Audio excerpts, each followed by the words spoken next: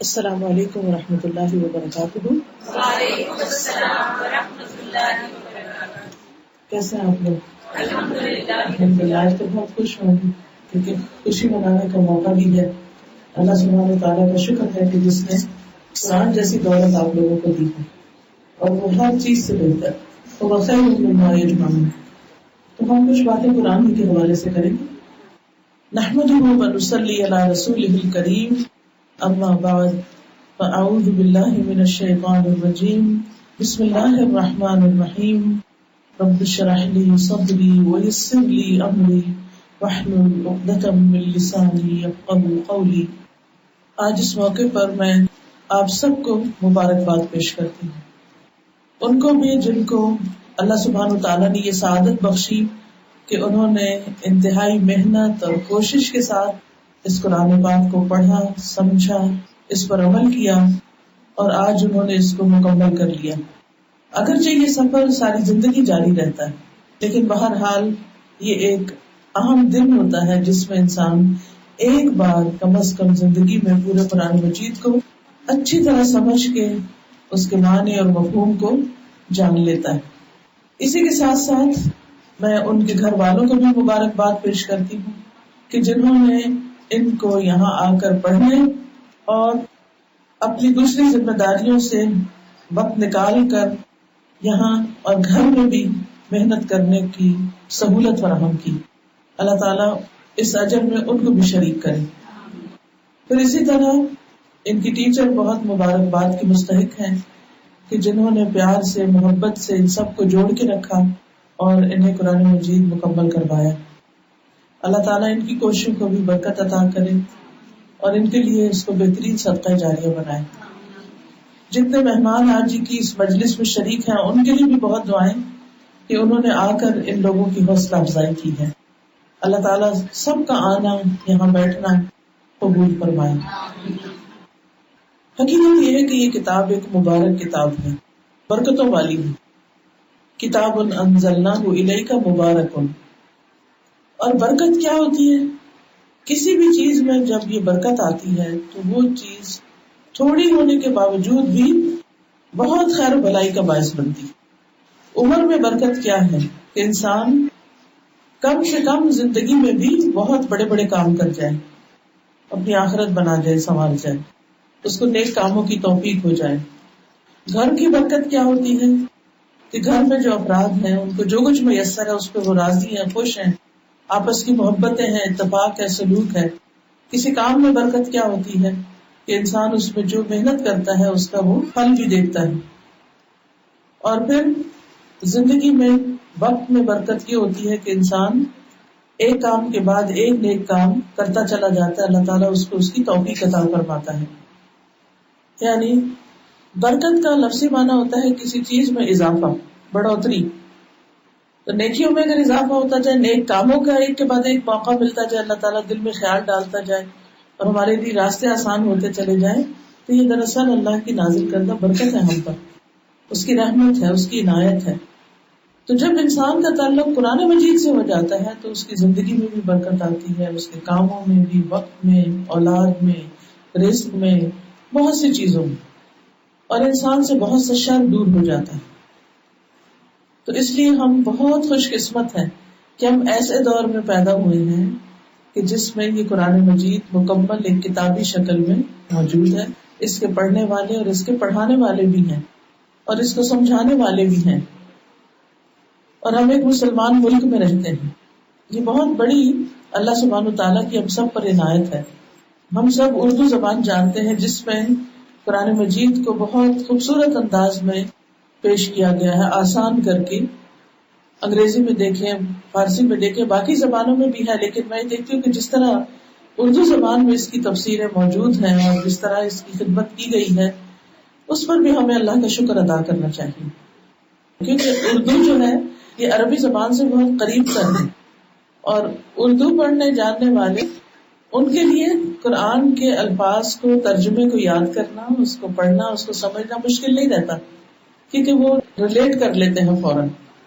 مثال کے طور پر آپ دیکھیں، قرآن مجید کی پہلی ہی سورت ہے جیسے الحمدللہ رب العالمین، اس میں حمد کا لفظ جو ہے، حمد و ثنا، ہم سب جانتے ہیں کہ حمد کس کی ہوتی ہے؟ اللہ سبحانہ و تعالیٰ کی. للہ کا کیا مطلب ہے؟ اللہ کے لیے. سب کو اللہ کا مطلب اللہ کے بارے میں سب معلوم ہے. رب بھی ہم سب رب کا لفظ استعمال کرتے ہیں نا اردو میں، اور رب العالمین بھی کہتے رہتے یا رب العالمین. پھر الرحمن، الرحیم، مالک، یوم، یوم، ایام، یہ اردو میں بھی استعمال ہوتا ہے. الدین، دین کا لفظ ہم دین ریلیجن کے معنی میں لیتے ہیں، لیکن دین کا عربی چونکہ اردو سے زیادہ وسیع زبان ہے تو اس کا ایک اور معنی بھی ہے جزا، سزا. تو اسی طرح اگر آپ قرآن مجید پڑھنا شروع کریں اور غور کریں تو اس میں بہت سے لفظ جو ہیں وہ آپ کو آسانی سے سمجھ آتے چلے جائیں گے کہ ہاں یہ تو اردو میں بھی ہوتا ہے. اور اس طرح اگر ان کا ریلیشن بنا کے آپ اس کو پڑھیں سمجھیں تو بہت کچھ آپ کو سمجھ آ جائے گا.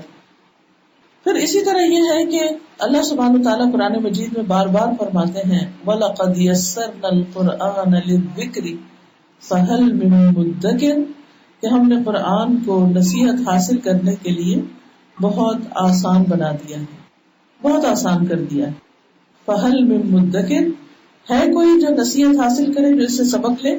اللہ تعالیٰ پوچھ رہے حل من مدکر، ہے کوئی ایسا جو نصیحت لے اس سے؟ تو ہم کیا کہیں گے؟ لبیک اللہم لبیک، اللہ ہم حاضر ہیں، ہم اس سے نصیحت لینا چاہتے ہیں، ہم اس کو پڑھنا سمجھنا چاہتے ہیں اور اس کے مطابق اپنی زندگی بسر کرنا چاہتے ہیں. پھر ایک اور بڑی اہم بات یہ ہے کہ قرآن مجید پڑھنے کے لیے ہمیں اپنی نیت، اپنے ارادے، اپنے مقصد پر ضرور غور کرنا چاہیے کہ میں یہ کیوں پڑھ رہی ہوں یا میں کیوں پڑھنا چاہتی ہوں. کیونکہ جو شخص جس نیت کے ساتھ قرآن کے پاس جائے گا اس کو وہی ملے گا اس سے. کچھ لوگ قرآن کب پڑھتے ہیں، کس لیے پڑھتے ہیں؟ کہ گھر میں خیر و برکت ہو، اس سے زیادہ وہ نہیں سوچتے، کچھ وہ مل جاتی.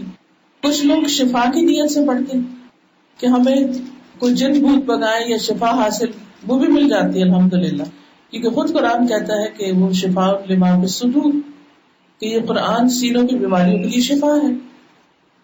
اسی طرح مختلف لوگ مختلف نیتوں کے ساتھ قرآن پڑھتے ہیں.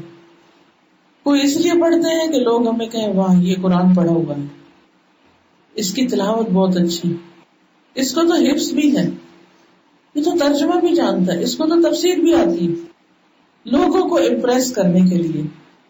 جبکہ یہ ہمارا مقصد نہیں، کیونکہ ایک شخص قیامت کے دن لایا جائے گا جو بہت قرآن کا عالم ہوگا، قاری ہوگا، بہت کچھ سمجھتا ہوگا، لیکن اس کو جب پوچھا جائے گا کہ اللہ نے جو تمہیں نعمتیں دی ان کا کیا کیا، تو وہ کہے گا میں نے یا رب تیرا شکر ادا کیا اور میں نے قرآن پڑھا اور پڑھایا اور ساری زندگی میری قرآن کے ساتھ گزری. لیکن اس کو جہنم میں منہ کے منہ گرایا جائے گا، کیونکہ اللہ تعالیٰ فرمائے گا صرف جھوٹ کا، اس نے تو اس کو اس لیے پڑھا تھا کہ لوگ کہیں یہ قاری ہے، یہ عالم ہے. تو یہ نیت نہیں ہماری ہونی چاہیے قرآن پڑھتے ہوئے کہ ہم دوسروں پہ روب جمائیں، دوسروں سے بلا وجہ جھگڑے کریں، یا ہم اپنے آپ کو دوسروں سے بہتر سمجھنے لگ جائیں، ہم زیادہ اچھے ہو گئے باقیوں کی نسبت. الحمدللہ اللہ نے توفیق دی، پڑھا اور بہت کچھ سیکھا، لیکن اس کا یہ مطلب نہیں کہ ہم پرفیکٹ ہو چکے ہیں، ہرگز نہیں.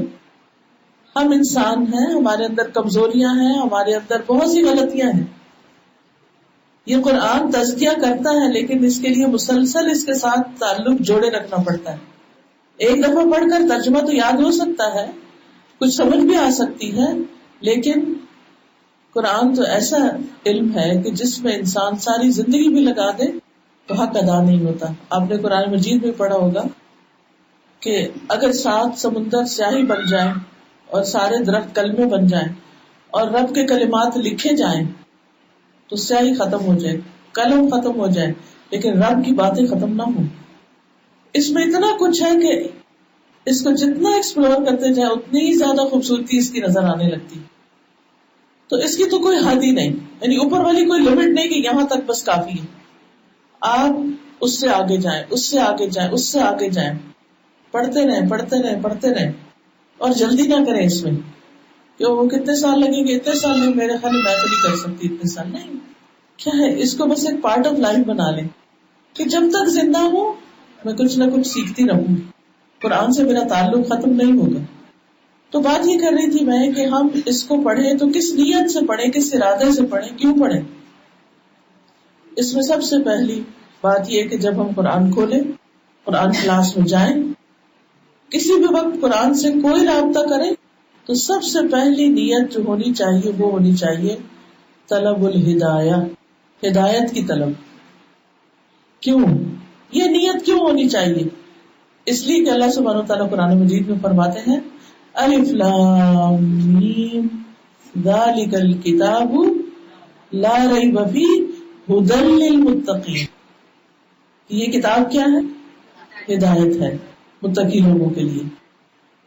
تو اس کتاب کو انسان پڑھے ہدایت حاصل کرنے کے لیے. یہ بتائیے کہ زندگی کا وہ کون سا موڑ ہوتا ہے جب ہدایت کی ضرورت نہیں رہتی ہمیں؟ کوئی بھی نہیں. کیا ہمیں ساری زندگی روز کے روز نئے نئے مسائل پیش نہیں آتے اور ان میں ہمیں رہنمائی چاہتی کہ اچھا اب کیا کریں, اب کیا کریں, اب کیا کریں. وہ رہنمائی قرآن مجید سے ملتی, اس لیے اس کو تو چھوڑ سکتے ہی نہیں. دوسری بات یہ ہے کہ قرآن ایک روشنی بھی ہے. تو جب آپ اس کو کھولیں تو آپ دل میں نیت کریں, دعا کریں کہ یا اللہ تو اس کے ذریعے مجھے روشنی عطا کر, میرا دل روشن کر دے, میرا دماغ روشن کر دے, میرے سارے غم دور ہو جائیں, میرے خوف اور فکر دور ہو جائیں, میری پریشانیاں اور وسوسے دور ہو جائیں, تو مجھے روشنی عطا کر دے. کیونکہ روشنی جو ہے وہ انسان کے اندر ہو, انسان کی آنکھوں میں ہو, اس کے ماحول میں ہو, تو یہ ہمیشہ فائدہ ہی دیتی. اب دیکھیے کہ ایک ہوتی ہے ہدایت جو ہم براہ راست قرآن کی آیت سے لے رہے ہوتے ہیں, اس میں اللہ تعالیٰ ہمیں خطاب کر کے کہتے ہیں یہ کرو یہ نہ کرو. لیکن کچھ چیزیں ایسی ہوتی ہیں کہ جس میں ہمیں بس ایک روشنی سے نظر آتی ہے, ایک ہوپ نظر آتی. تو قرآن مجید امید دلاتا ہے, انسان کے اندر ایک ہوپ پیدا کر دیتا ہے, ایک انرجی پیدا کر دیتا ہے, کام کرنے کا ولولہ اور جذبہ پیدا کر دیتا ہے. آپ دنیا کی کوئی اور کتابیں پڑھیں جس میں آپ کو مختلف چیزیں کرنے کے لیے ٹپس بتائی گئی ہوگی, یہ کام ایسے کر لیں وہ کر, لیکن اس میں موٹیویشن نہیں دی گئی ہوگی. قرآن مجید ایسی کتاب ہے کہ جس میں صرف ڈوز اینڈ ڈونٹس نہیں بتائے گئے, بلکہ اس میں انسان کو موٹیویشن بھی دی گئی ہے. صرف یہ نہیں کہا گیا کہ یہ کرو یہ نہ کرو, بلکہ یہ بھی بتایا گیا کہ جو کرو گے تو کیا ہوگا, کیا ملے گا. تو قرآن کو ہدایت اور پھر روشنی کے لیے پڑھنا چاہیے کہ اللہ اس کے ذریعے ہمیں راہ دکھا. روشنی کی مثال ایسی ہے کہ جیسے آپ اللہ کے راستے میں چل پڑے لیکن آگے کو رکاوٹ آ گئی, تب آپ ہاتھ پاؤں مارے, آپ کو سمجھ نہیں آ رہی کہ میں اس کو دور کیسے کروں. کبھی کسی کے پاس جاتے, کبھی کسی سے پوچھتے, کبھی کسی سے پوچھتے, اور خود اس مسئلے کو سلجھانا نہیں آتا. ایسے میں آپ دیکھیں کہ کہیں کھڑے کھڑے آپ کو قرآن کی کوئی آیت یاد آ جاتی اور ایک دم آپ کا دماغ روشن ہو جاتا ہے. تو یہ روشنی جو ہے زندگی کے مختلف کام کرتے ہوئے اپنی نیت کو دیکھنے کے لیے بھی روشنی بصیرت کی چاہیے ہوتی ہے. اسٹریٹ پاتھ کو دیکھنے کے لیے کہ جو ہم پڑھ رہے ہیں, کوٹ کر رہے ہیں, بیان کر رہے ہیں, وہ بالکل اوتھینٹک ہے. تو یہ ساری چیزیں قرآن کے ذریعے ہمیں حاصل ہوتی ہیں اگر ہم اسے ہدایت پانے اور روشنی پانے کا ذریعہ بنائیں. پھر آپ دیکھیے کہ قرآن مجید پڑھنے سے انسان کو استقامت نصیب ہوتی ہے. ورنہ اگر آپ ایک دفعہ پڑھیں اور پھر چھوڑ دیں تو پھر کیا ہوتا ہے, پھر سبق بھولنے لگتے ہیں, آہستہ آہستہ وہ ہمارا عمل بھی چھوٹنے لگتا ہے. لیکن اگر قرآن سے مضبوط تعلق رہے تو انسان کے اندر ایک ایسی کیفیت پیدا ہوتی ہے کہ انسان کہتا ہے دنیا ادھر سے ادھر ہو جائے, میرا راستہ یہی ہے جو اللہ کا راستہ ہے. تو اس کو استقامت کہتے ہیں. پھر اسی طرح تزکیہ اور اصلاح یہ بھی قرآن کے ذریعے ہوتا ہے. اگر کوئی شخص اس نیت سے قرآن پڑھتا کہ یا اللہ اس کے ذریعے میرا تزکیہ کر دے, میرے اندر کی دل کی خرابیاں دور کر دے, تو اللہ سبحانہ و تعالیٰ اس کو بھی راہ دکھاتا ہے اور اس کے لیے بھی آسانیاں کرتا ہے. آپ دیکھیے کہ کتنے ہی لوگ ایسے ہیں کہ جو طرح طرح کے مسائل کا شکار ہوتے ہیں. زندگی کی ہر نعمت ہے لیکن انہیں یہ نہیں پتا کہ چھوٹے سے گڑھے سے باہر کیسے نکلنا. اسی طرح ہمیں بہت سی چیزیں معلوم ہوتی ہیں لیکن کچھ چیزیں ایسی بھی ہوتی ہیں جو ہمیں لگتا ہے کہ یہ حل نہیں ہونے کی, کیونکہ قرآن میں ان کا حل موجود ہوتا ہے. جب وہ مسئلہ ذہن میں رکھ کے آپ قرآن کا مطالعہ کرتے ہیں تو آپ کو ایک دم فلیش ہوتا ہے کہ نہیں یہ چیز اب یہاں کوٹ کی جا سکتی, اس میں ایک آنسر ہوتا ہے, جواب ہوتا ہے. پھر یہ کہ اس کو تزکیہ اور اصلاح کی نیت سے پڑھنا چاہیے کہ اللہ تو ہمارا تزکیہ کر دے اور ہماری اصلاح کر دے، ہمارے اپنے اندر بھی اصلاح کر دے، اور اس کے علاوہ جو اور لوگ ہیں ان کے ساتھ بھی ہمارے معاملات درست کر دے. کیونکہ جب تک لوگوں کے ساتھ معاملات درست نہیں ہوتے، جب تک اللہ سے معاملہ درست نہیں ہوتا، تو دین کی تبلیغ اور یہ سب کام کیا معنی رکھتے ہیں. اسی لیے ہم دیکھتے ہیں کہ ایک شخص نبی صلی اللہ علیہ وسلم کے پاس آیا تو کہنے لگا، اللہ کے رسول صلی اللہ علیہ وسلم، میں آپ کے ساتھ مل کے جہاد کرنا چاہتا ہوں جس کے ذریعے میں اللہ کا چہرہ چاہتا ہوں، ابتغی بہا وجہ اللہ. آپ صلی اللہ علیہ وسلم نے پوچھا کہ کیا تمہاری ماں زندہ ہے؟ تو اس نے کہا ہاں. تو آپ نے فرمایا کہ جاؤ اور ان کی خدمت کرو. والدین کا شاید پوچھا تو کہا جاؤ ان کی خدمت کرو. ففیہما فجاہد. اسی طرح آپ سے پوچھا گیا کہ سب سے افضل کام کون سا ہے، تو آپ کا کیا خیال، آپ نے کیا بتایا ہوگا؟ سب سے افضل کام بتائیے. وقت پہ نماز. اور آپ نے جو بتایا وہ یہ، وَاعْبُدُ اللَّهَ وَلَا تُشْرِكْ بِهِ شَيْئًا، اللہ کی عبادت اور شرک سے پرہیز یہ افضل ترین کام ہے. اس نے پوچھا پھر، فرمایا والدین کی خدمت. اس نے پوچھا پھر، کہا اب تم جہاد کے لیے جاؤ. کتنی زبردست ترتیب بتائی گئی. سب سے پہلی چیز جسے ہمیں ٹھیک کرنا ہے اپنے اندر سے وہ ہے عبادت کے طریقے، نماز، روزہ، حج، زکوٰۃ، یا ہمارے لوگوں کے ساتھ جو دین کی وجہ سے تعلقات ہوتے ہیں.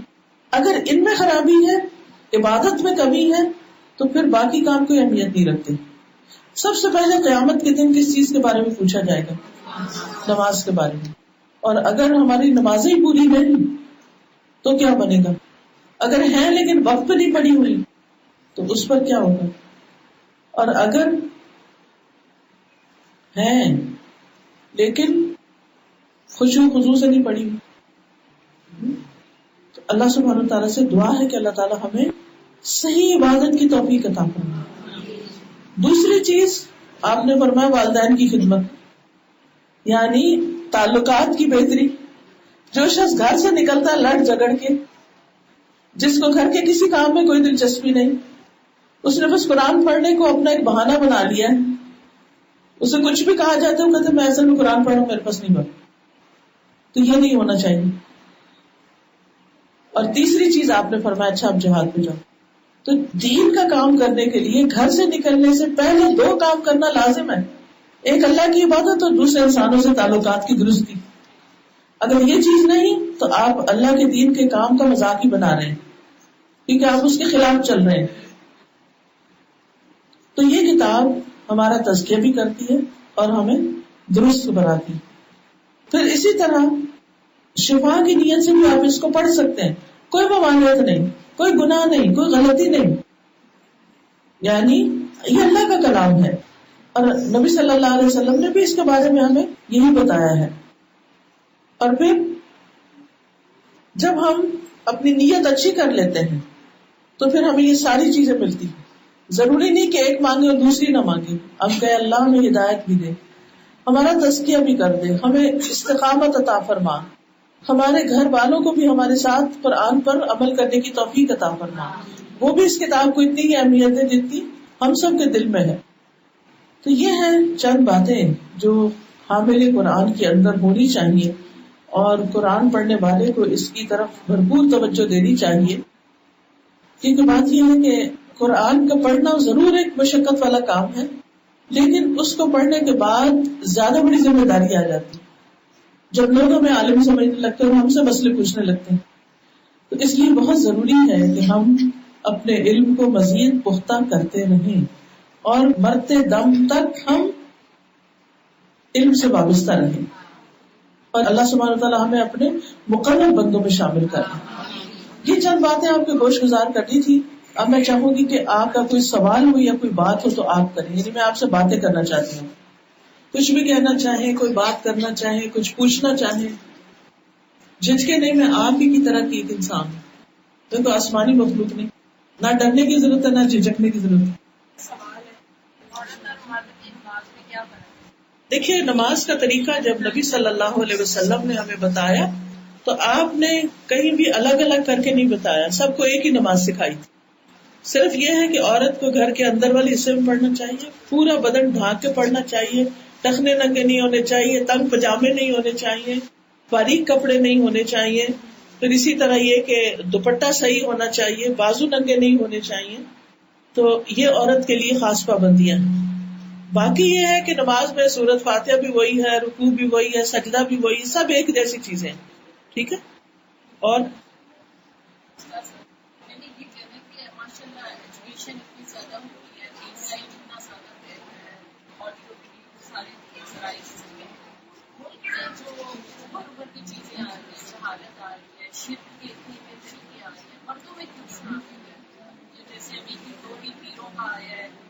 اور عجیب عجیب سے واقعات آ رہی ہے، اتنی زیادہ جہالت ہے، اس کا سب جی اصل میں یہ ہے کہ ہمیں اپنی ذات سے شروع کرنا چاہیے.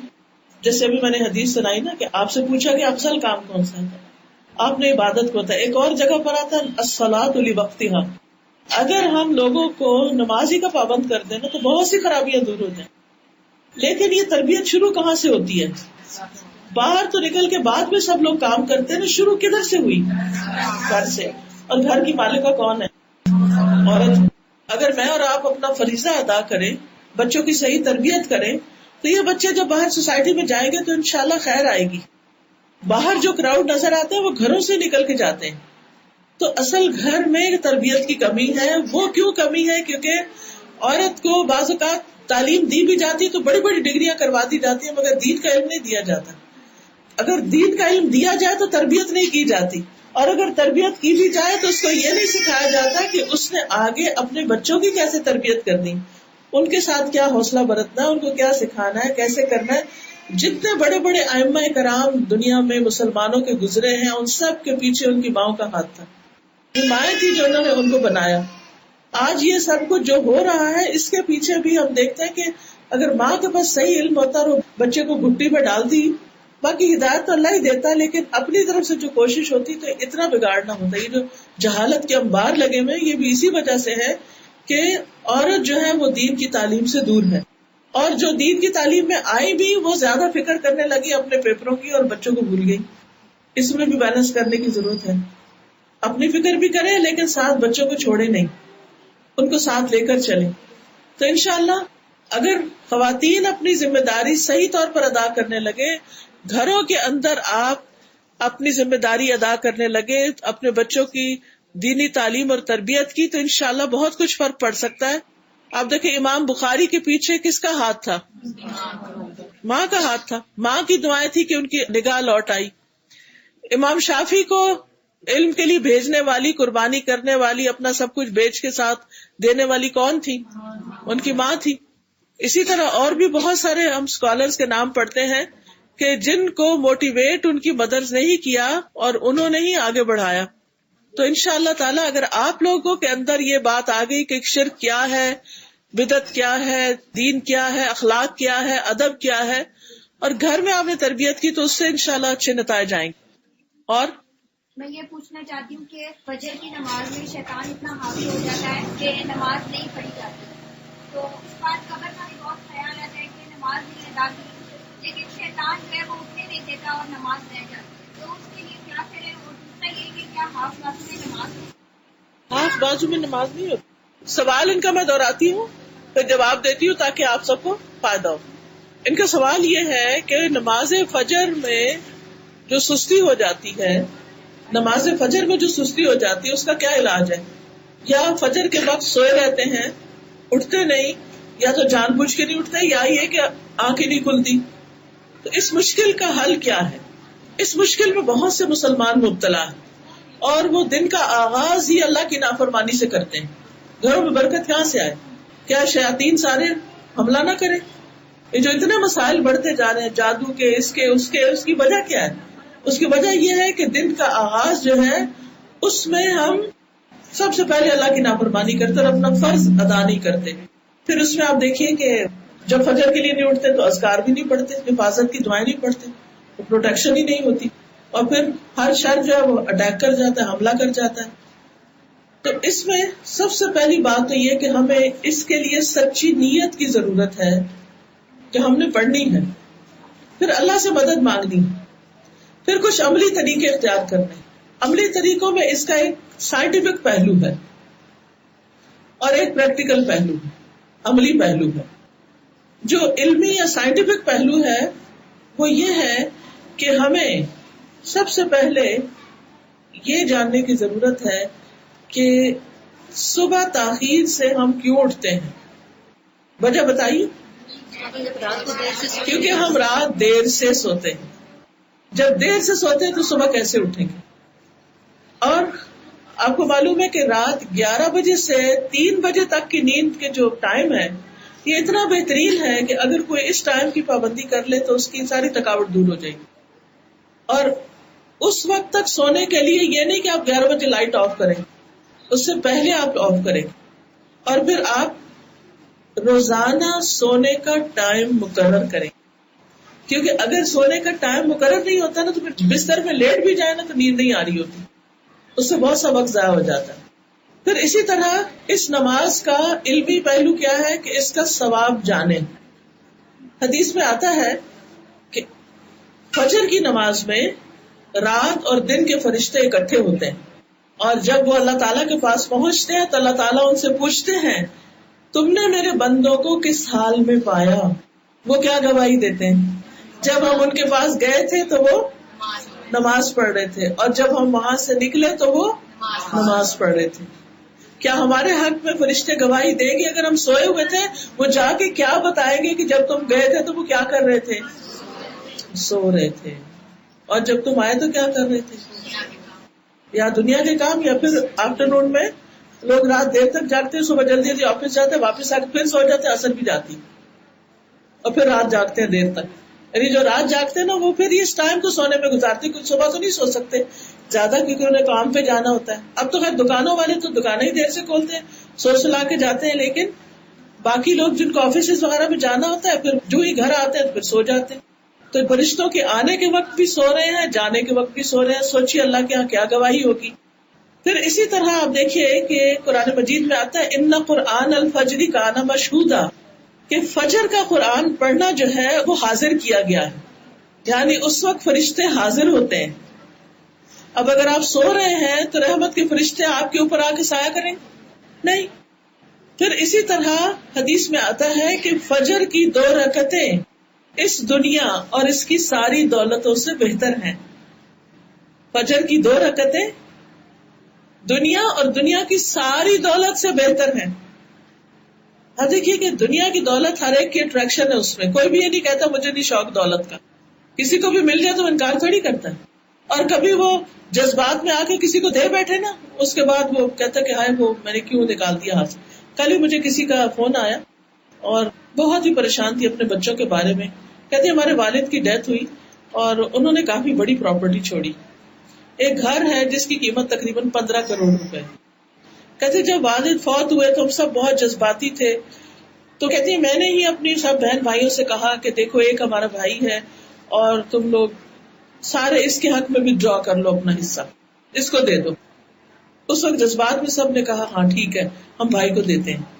اب کیا ہوا، وہ وقت گزر گیا، بہنیں آ رہی ہیں جا رہی ہیں بیٹھی ہیں، خوشی خوشی وقت گزر رہا ہے. لیکن اب جب اپنے بچے بڑے ہوئے اب ان کی تعلیم، ان کی شادی، ان کے گھر کے لیے پیسے چاہیے. شوہر کی آمدنی اتنی نہیں اور کاروبار اتنا نہیں کہ اس میں سے سب کچھ نکلے. اب دھیان کدھر جا رہا ہے؟ وہ گھر کا حصہ ہمیں ملے.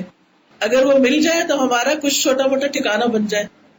لیکن آپ دیکھیے کہ ہم نے غلطی کہاں کی، کوتاہی کہاں کی، اللہ کے حکم کی خلاف ورزی کی. تو دنیا میں بھی پریشانی دیکھی. اور پھر اب اگر بھائی سے مانگتے ہیں تو بھائی کیا کرے گا؟ تم اچھے دین والے ہو، اب تم اپنی بات سے پھر رہے اور ہو سکتا ہے کہ اس کے دل میں ایسی دوری آئے کہ وہ رشتے ہی دور ہو جائیں. لیکن جب اللہ کی نافرمانی ہوتی ہے تو پھر ہماری مشکلات شروع ہوتی ہیں، پھر رشتوں میں بگاڑ آتا ہے، پھر تعلقات خراب ہوتے ہیں. تو بات یہ ہے کہ اگر ہمیں دنیا کی کسی بھی چیز سے محبت ہے، یہ دنیا کا کوئی مسئلہ اٹکا ہوا ہے تو نماز فجر کی پابندی کریں.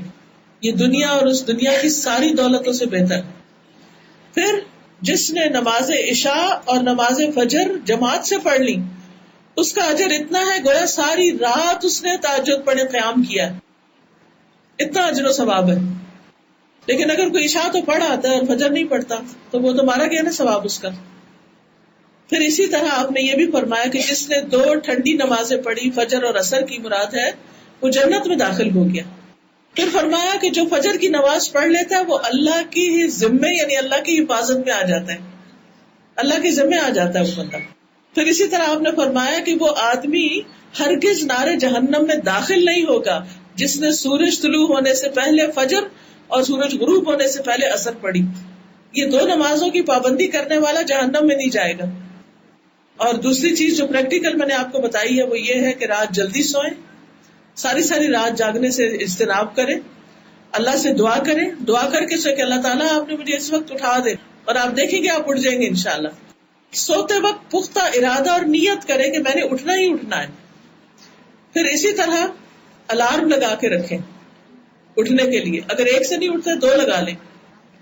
پھر اسی طرح نیک لوگوں سے ملتے جلتے رہیں، ان سے نصیحت لیتے رہیں، اچھی مجلسوں میں بیٹھیں.